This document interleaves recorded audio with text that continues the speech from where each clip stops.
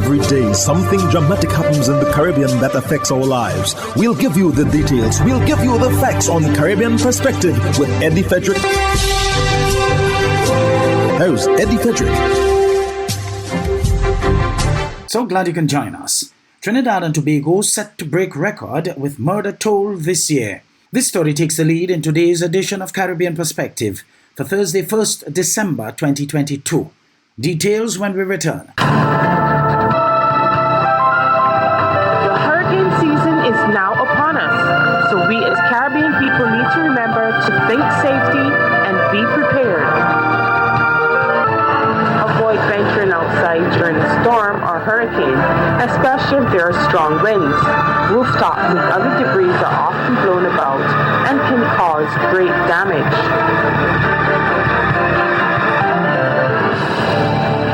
Welcome back. A triple murder in Laventille has added to the already record-breaking murder toll for this year. TTT News brings us more. A triple murder in Laventille has added to the already record-breaking murder toll for the year. Speaking to journalists at the scene of the fatal shooting at Sapodilla Trace, Acting Commissioner of Police MacDonald Jacob, offering condolences to the relatives and community for the loss of their loved ones, noted that the criminal elements are pushing further and further into the communities. As we make all the efforts to control the main roadways and streets and communities, you will see that the criminals are doing something what we call adaptation. They are actually moving more within the deeper into the communities and committing these acts. We have a fight in hand, but we are strong, and we are resilient, and we will deal with the situation. He said among the measures that will be considered, increased foot patrols, along with members of the Defense Force. The Acting Police Commissioner confirmed that there have been some 555 murders for 2022. That because of those double, triple, and quadruple murders that we are having, just I mentioned out of 39 incidents, we got 126 persons shot, and out of that, 93 murders. And once you have that happening, the figures will be high. Commissioner Jacob said the challenge continues to be how best we can curb the killing before year's end. According to reports on Tuesday morning, around 9 o'clock, two gunmen approached a group of men who were standing on the roadway and opened fire. 23-year-old Cody Pear and 23-year-old Javon George died at the scene, while another man identified as Alex Morton died at hospital. A multi-million-dollar upgrade on the way for the Bahamas' Department of Corrections. More in this ZNS News item with Cleopatra Murphy. The Bahamas Department of Corrections is getting an overhaul, with the remand center undergoing renovations to the tune of $2 million, of which approximately $80,000 of work has already been completed. Minister of National Security, the Honorable Wayne Monroe, and a delegation toured the facility Monday that will see the addition of a new juvenile facility set to be completed by December 16th. Monroe also announced the goal of breaking ground on a new 820-inmate prison by January 15th, a singular unit that will allow officials to isolate mentally challenged inmates and better control the smuggling of contraband. We set about setting up a facility that rules out the ability for that to happen, that has singular access points, that has the ability to have a comprehensive camera system installed. We hope to weed out and eliminate that type of behavior, or certainly reduce it to a bare minimum. Acting Commissioner of Corrections Don Clare says that at last report, as many as 400 cell phones and an undetermined amount of drugs were found at the facility, which Monroe contends is a vexing problem, as it was only open to correctional officers and contractors during the COVID-19 pandemic. Claire estimates that due to contraband and inmates flushing fires down the toilets, the lion's share, an estimated $1 million of the remand center renovation cost, will go to replacing plumbing. When inmates smoking cigarettes or any illegal contrabands, and officers are doing their tour, they would have take that lighted contraband and just drop it into the toilet top, and it goes to the pipes, and hence you have the pipes burning on the bottom floor. The corrections chief also provides more details on the new facility on the compound that will house juveniles who cannot be safely housed at the Simpson Penn Center. Spent well over $100,000 of remodeling thus far. The inmates are doing the work along with officers. And this facility can house comfortably 25 inmates. Our juvenile population normally hovers around 14 or 15 inmates per year. This facility will be self-contained. The staffing for this facility will be properly trained by the American Correctional Association. We're going to have a juvenile psychiatrist specialist on board to be assigned to this facility. So this will be a school for juveniles. The tour was conducted following a recent report by the American Correctional Association that has also recommended the addition of a pharmacy and a dining hall currently being constructed in the remand center.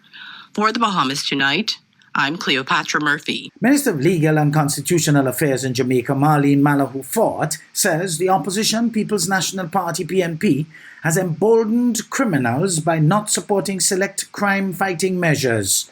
Details in the CVM Live News report. As the criticism of the opposition's approach to crime fighting continues by members of the governing JLP, Legal Affairs Minister Marlene Malahoo Fort concludes the PNP have emboldened criminals. The Bunting Golding-led PNP opposition have emboldened criminals to the point where they know their rights more than their wrongs. The two major political parties have been at loggerheads since the attempt to extend the 14-day states of public emergency fell flat with no opposition support.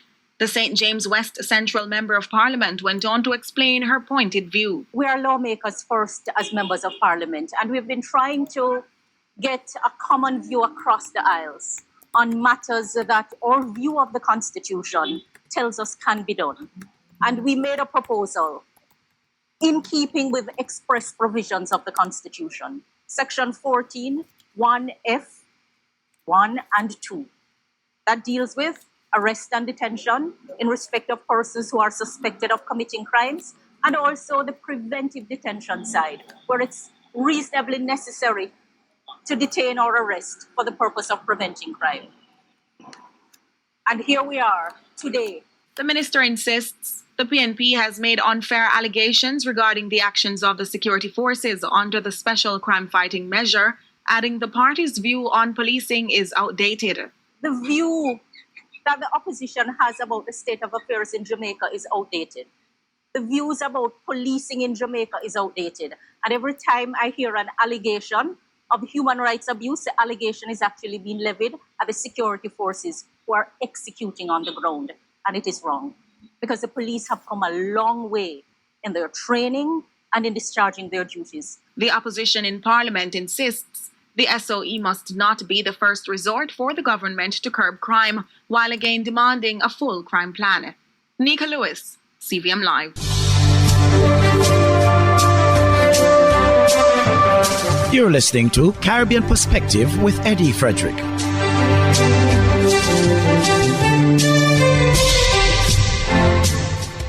Jamaica opposition PNP meantime broke their silence following statements made by Prime Minister Andrew Holness regarding the People's National Party's PNP's failure to support the state of public emergency. PNP General Secretary Dr. Dayton Campbell is speaking out against recent statements made by the Prime Minister regarding the period in 2010 when multiple states of emergency were declared. Campbell asserts the measures resulted from violent turmoil caused by the JLP administration's attempt to frustrate the lawful extradition of the JLP-affiliated criminal kingpin Christopher Dodds-Coke. Claims made by PM Holness were that the opposition prevented the extension of the state of emergency in St. Catherine. According to Dr. Campbell, this is fictional. The reality is that in 2010, prior to the passage and inclusion of the new Charter of Rights in the Constitution, all it took to extend a state of emergency was the support of a simple majority of Parliament. The JLP government had that required majority. But then Minister of Education Andrew Holness, who was leader of government business, failed to marshal all the government MPs to be present and to vote in support of the extension. He notes Holness continues to double down on his false narrative and after 12 years further embellishes his story with falsehoods. Another false narrative, the General Secretary says, is the opposition's rejection of proposals for pre-charge detentions. The second lie of the day being asserted by Holness and his Combolos is that the opposition rejected the government's proposal for pre-charge detention in 2019. Here are the facts. 1. The context was that of the sitting of the Joint Select Committee reviewing the anti-gang legislation. 2. Submissions were received from various interest groups, the JCF, JDF, MOCA, Bar Association, etc. The JCF, not the JLP government, submission recommended amending the anti-gang legislation to provide for pre-charge detention. Dr. Campbell notes the government is using these false narratives as a political ploy to deflect from the administration's failures.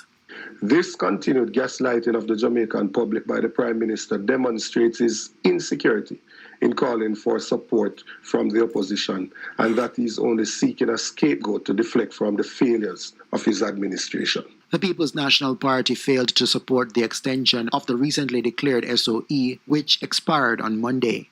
Javine McLean, CVM Live. In other news, the Maduro administration and the official opposition in Venezuela are preparing to resume political talks on Saturday in Mexico after more than 1 year that can open a new chapter that can pave the way for the ease of oil sanction on the OPEC nation. The talks could alleviate its long-running political and economic crisis and open the doors for Washington to clear expanded operations in Venezuela by Chevron Corp. Previous talks were suspended in October 2021 by the government of President Nicolas Maduro, upset by the U.S. extradition of a businessman with ties to his administration. The talks are expected to cover a social plan to provide humanitarian aid of some $3 billion in UN-administered funds. They will also address U.S. sanctions on Venezuela, presidential elections, and status of hundreds of political prisoners.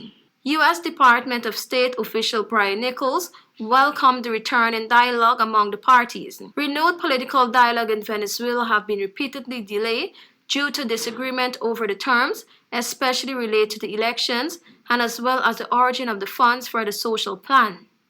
The United States was preparing and extended a license for oil company Chevron's operation in Venezuela if the meeting between the Venezuelan government and the opposition took place.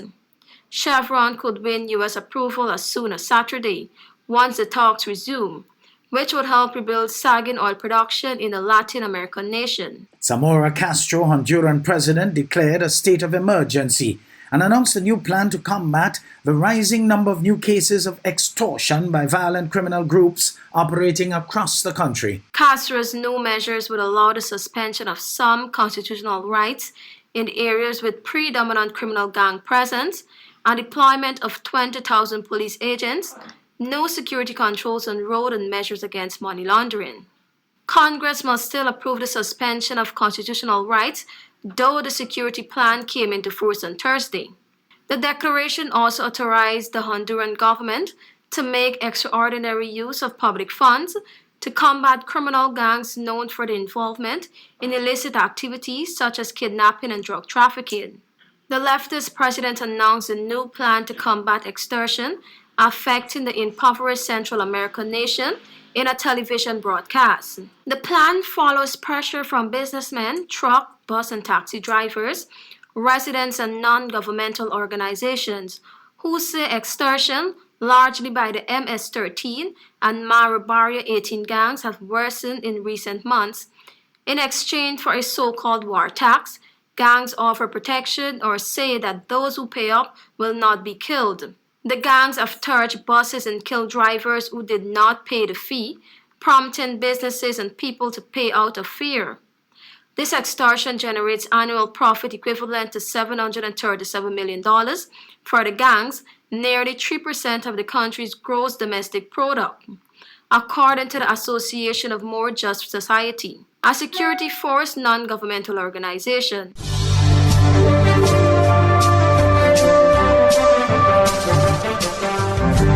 I am Eddie Frederick. This has been Caribbean Perspective, a whole new approach to highlighting developments in the Caribbean. In the meantime, please continue to log on to CaribbeanPerspective.com for more daily news and more.